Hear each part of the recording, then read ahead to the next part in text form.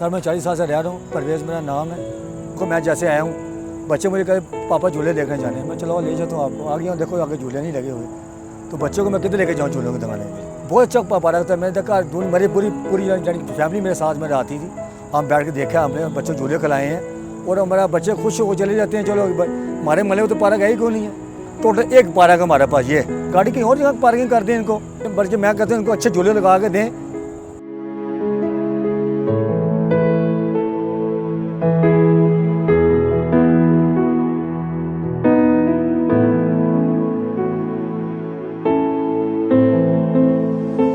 ये सर मैं यहाँ पे तकरीबन 8-9 साल से आ रही हूँ इस एरिए में, और मैं अपने बच्चों की वजह से। लेकिन मेरे हिसाब से इन्होंने बहुत गलत किया है, क्योंकि इन्हें ये कहीं और जगह परचेज़ करके कार पार्किंग बनानी चाहिए थी। बच्चों के पार्क को ख़त्म करके कार पार्किंग, ये बिल्कुल गलत फैसला है गवर्नमेंट का।